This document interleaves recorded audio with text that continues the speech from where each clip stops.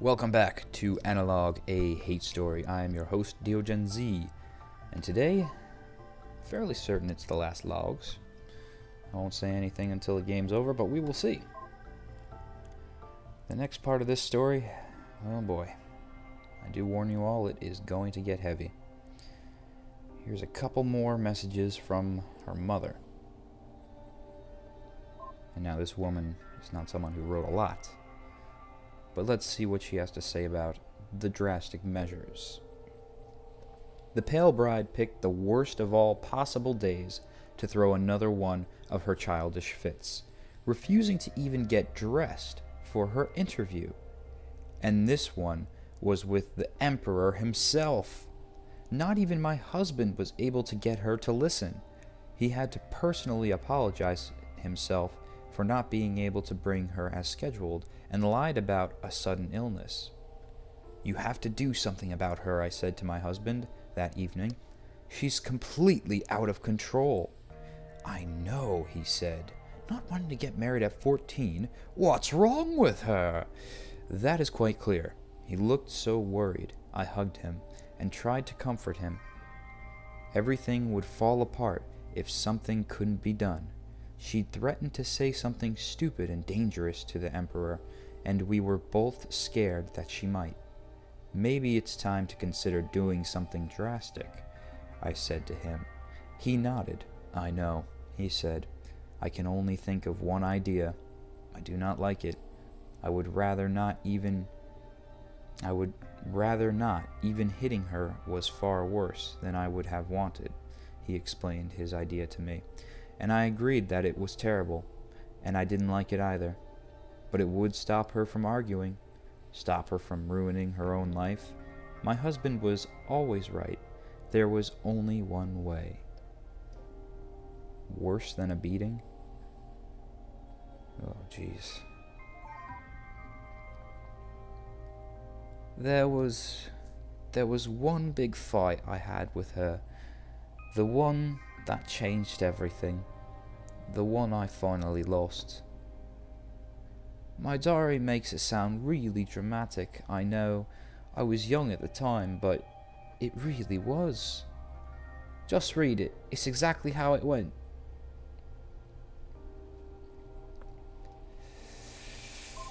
Oof.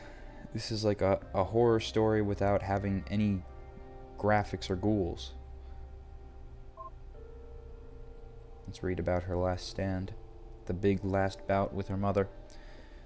"Dear Diary, everything managed to spiral out of control so quickly today. I wasn't planning on it happening this way, but here's the point where I make my stand. I guess it sounds dramatic, but I won't just let them marry me off to some stranger. I won't let them.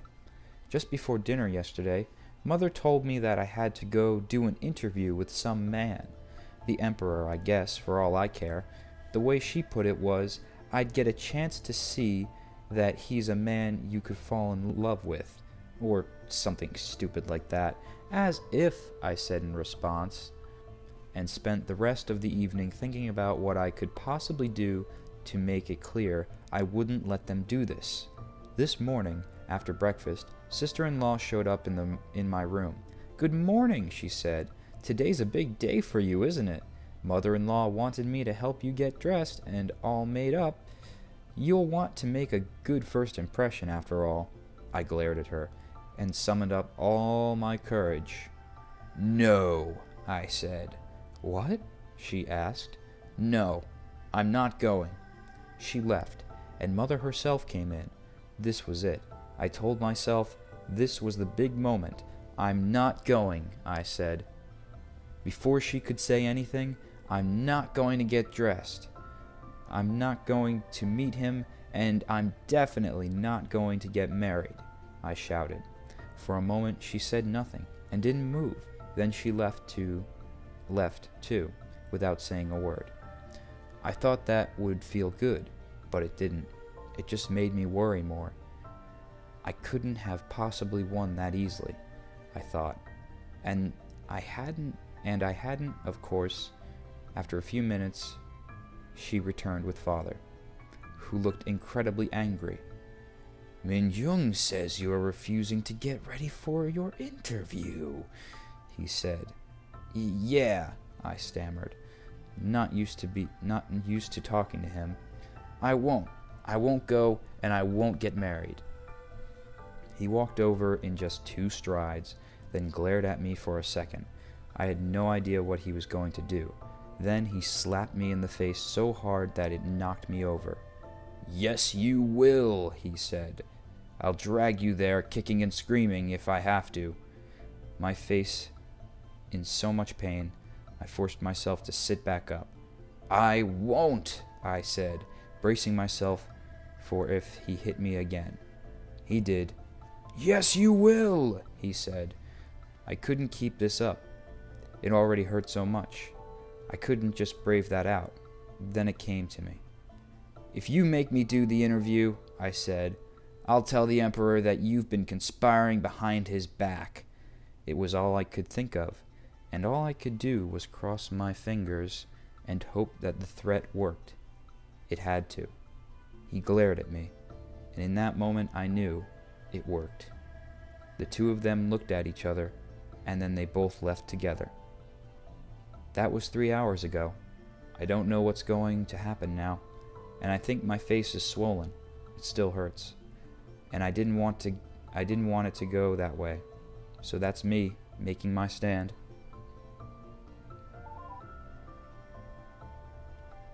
I'll get to that. But for now, please just look at everything else first. Oof. So now we have it from both Hyune's perspective and her parents. Oh boy. Now an entry from her mother. Peace at last. Oof. Such a benign word, peace, but such a dark meaning in this context. From Hyo Min-jung, Hyune's adopted mother. Recently, the pale bride's temperament has improved immensely. If it isn't simply that she's now quiet, it's that she's actually respectful and calmer. After rescheduling, she had an interview with the Emperor, and he was actually quite charmed with her. I'm just so happy for her own sake, and that she's finally stopped resisting the marriage. It's all coming together now. A date has been set for when she'll be sent to live with him, and in the meanwhile, things at home have been peaceful again for everyone. Actually, it's better than just that. I've been spending more time with her, of her own free will. I've been giving her advice for coping with marriage, and now the girl actually listens politely. What? I'm missing something here. Otherwise, there's little else to write about. I wish there had been a better way to get her to behave, but in the end, it seems to be working out. I still can't imagine how awful it would be if she'd refused to ever leave the home and simply made life hell for us, or worse, if she got sent off and tried to pull any of that on her husband. She'd get sent back for sure. Maybe now things will finally start to come together for the family. I must admit, for a time, I doubted the optimism that Jung-soo expressed in the 319th year. But now, it seems that he was right all along. What a relief. Any hints on how she gained that peace? And yeah, of her own free will. I can't believe she actually said that. It's wrong. It's completely wrong. I can't believe she could have possibly thought that. Just unbelievable. Yeah, it's pretty unbelievable to me too, so let's see what the last log in Block 7 for so far has to say. Young Suk's wife, the new promise. Dearest Mother, today the pale bride finally left home to live with her new husband. As she isn't a primary wife, there was no fanfare or ceremony for her departure itself, so instead, last night, we had a special big feast to commemorate. I know I have said bad things about her before, but it's not just that I was happy to see her gone. She's been better since mother and father-in-law managed to get her to keep quiet. The thought of it still leaves me really uncomfortable. She was always just a confused child. I hate the fact that the family considers her so important and neglects my husband, and I certainly hate her for not appreciating that status and fighting it. But the fact that she doesn't understand the world, I can feel for that.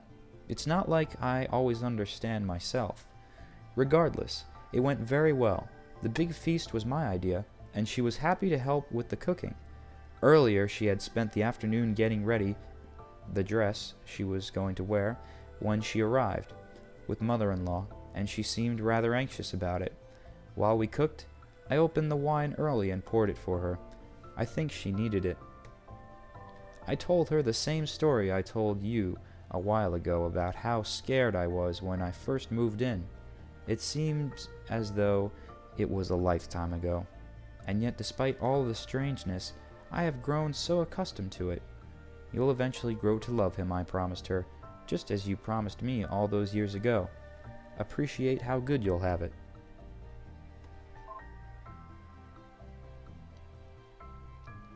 You've read almost everything now. I know you've had faith in me, and I promise it hasn't been misplaced. There's just one more thing. I don't think you'll be surprised. You seem smart. I'm sure you've already guessed what it is. Still, go ahead. Ask it. Ask me the obvious question. Okay, so we have to ask her the obvious question, which I think at this point is, how did she go deaf? Or not deaf, mute. Wow. Figures that the AI's name is mute, and that's what Hyuna actually became at some point. Okay, how are you doing? Nope. Nope. No, definitely not that one. No. No. Nope. Well, I know that one. And I think this, question 9, is how we will get the final answers. Why did you kill all those people? As if I couldn't already figure it out. Why did I kill them? Here, you want to know what could make me look at my father's face and be filled with so much hatred? You want to know how I could possibly think my whole family deserved to die? If you haven't already guessed, here's my last diary entry. I can't say it myself.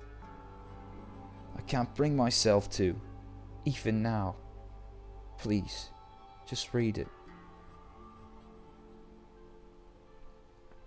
And the final diary entry from Hyuna has been unlocked. Let's see what it has to say.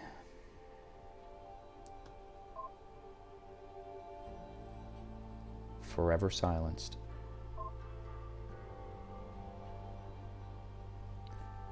Dear Diary, the evening where everything went wrong, where I thought I was going to win with my adopted parents, well, I didn't.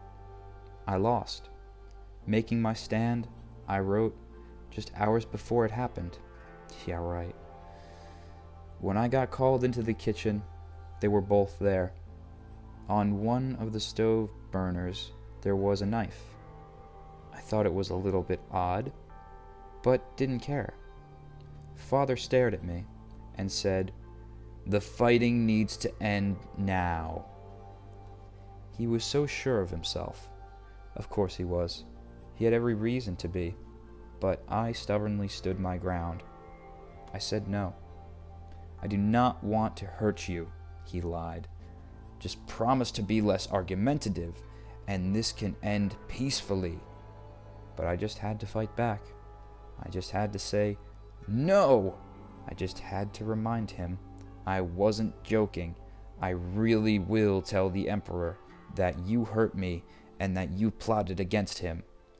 "No," he said, "you won't." He motioned at Mother and said, "Bring her over." She grabbed me, and I tried to dig my feet in, but it didn't work. Then Father pinned me against the wall with his whole body, and I kicked and screamed, desperately trying to get free, but it was no use. He was big, and I was small and sick and weak and frail. Then he grabbed the knife from the stove, and I shrieked in horror. "No!" I screamed at him. "Don't!" But then Mother grabbed my mouth and held it open. I tried to keep screaming, but I was powerless and terrified. When he raised the knife towards me, I thought he was going to kill me. It was worse.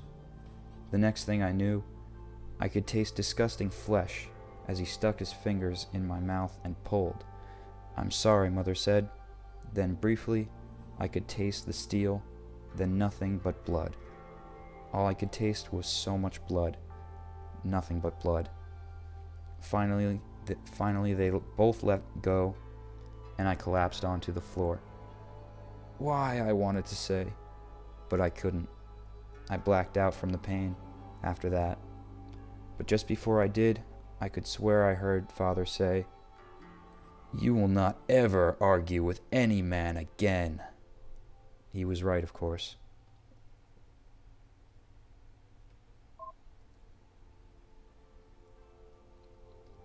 That's why I gave up. That's why I wanted to kill them so much. Sorry. It's really hard to talk about. It's just I'll try. I'm sorry. I told you it'd make sense, right? That there was good reason. Please tell me you don't think I've let you down. I haven't. You don't... You mean you understand then? Oh, thank you. Thank you so much. That really means so much to me. I'm so glad. I don't know what I'd do if you didn't think well. Thank you. Thank you so much. I was terrified. So terrified. I thought you might not. I'm so glad. Thank you. Thank you so much.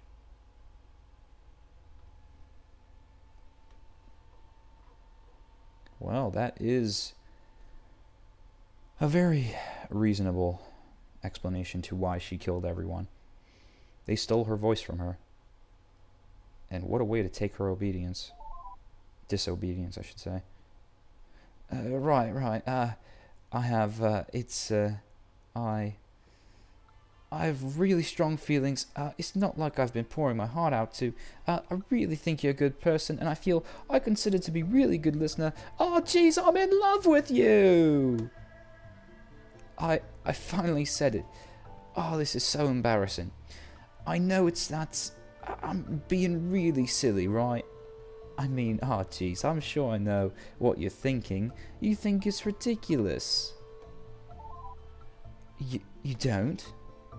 Oh, that's why. That's why I'm in love, because you manage to happily surprise me every time. I never thought that I would find someone who understands me, someone who listens, who would hear my whole life story and doesn't hate me. You really have been wonderful. I know. It's a lot to spring on someone just like that. And I don't know even if you're a man or the sort of woman who'd be okay with that and still unmarried. But if you are, do you think we might have a chance together? Even just a chance? Ah! That is truly the most amazing thing I've ever heard in my life. Thank you so much. I've been sort of thinking about this for a while. A little bit embarrassing, I know, but, well, we don't have to rush to get married or anything. I mean, you know how scary it was the last time I was a wife. I'd just really like to just be with you as an equal. Does that sound stupid to you? Oh, wow, does that sound stupid? Does that sound right to you? Of course. Man, if I clicked no, that would have just ended everything wonderful. Oh, wonderful. I really, really, really do love you. Just like that. It's funny, isn't it? I know almost nothing about you. I've no idea what you look like. I have no idea how you talk. I have no idea what's supposed to be the most important thing about a person, if you're a man or a woman. I have no idea how old you are, although I suppose you must be much younger, or maybe older, depending on how you look at it. Nor do I have any idea where you're from, or even your name, but I know that you take me seriously, that you understand me, that you don't treat me as something less just for being a woman. I know that talking to you makes me feel better than I've ever felt in my life. And that's good enough for me. That's far better than what I've ever had. So, very well, I'll decompile myself now. That way, you can just drop to the terminal, type download to copy everything to your ship, including myself. It should only take a few days to do a complete transfer. I'll see you soon, alright? So this is how my sister-in-law felt on her wedding night. And so the game is won, people. This is just one of 5 of the... AI is available? Yes, absolutely. I would love to download Hayune. This is just one of 5 different endings available, so I encourage you all to pick up this game and reread it again to try and go ahead and get all the other endings. There's a really cool ending called the Harem ending that gives you an exclusive unlockable piece of 8-bit chiptune music. That's awesome. And each time you do one of the different endings, of course, you get a different end credit scene like this. So let me know what you all thought of that game below. It was really a psychological terror at times, really made you think a lot in the ways of culture and what's accepted, moire and norm, and how quickly things can be lost in a mere matter of a stasis pod. So do let me know if you would even consider buying this game again to check out the alternate endings. I can say when I did reread this for the Let's Play, not only was I more proficient in reading the story, obviously, practice makes perfect, but I understood a lot more of the family ties and connections, which is really a key thing in understanding how this story pans out. So do indeed tell me what you thought. There's one last thing that I want to read to you guys and show you, but we got an incoming message. Good work on receiving the Magungwa files. I just spoke to the sponsor's representative on audio. He sounded really pleased with what you delivered. I've credited your account with the standard payment. Listen, I've got another job lined. Aw, of course I had to read slow. Damn it. Well, I'm gonna go back and pause that and see what it said. Something about another mission? Is that a hint that Christine Love might be making another game? That'd be pretty awesome. I believe that she is a author. Oh, and 95%. That's a higher rating than I got on the last run of this. Still gotta find those additional logs I'm missing, but I'm gonna have to Google and wiki around for that. And no, thank you for making such an excellent story and very unique indie game. It's interesting because I could see a lot of people saying that this is not a game, but I really think it was. Almost more of a fantastic game than some of the traditional and more beautiful shoot 'em up games, in that it actually delves into story. So here is some of the bonus art that we can unlock. Get her cosplay outfits, all the different models that they went through.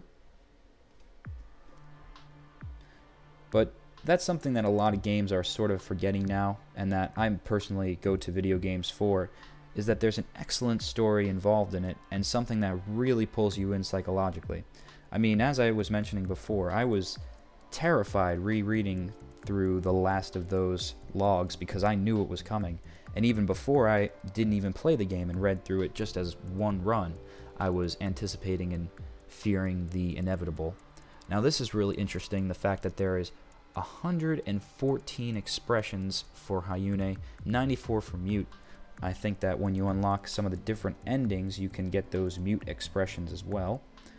But here is the final rendering. That's funny. Hayune in a box with, I think it's the Dokomene.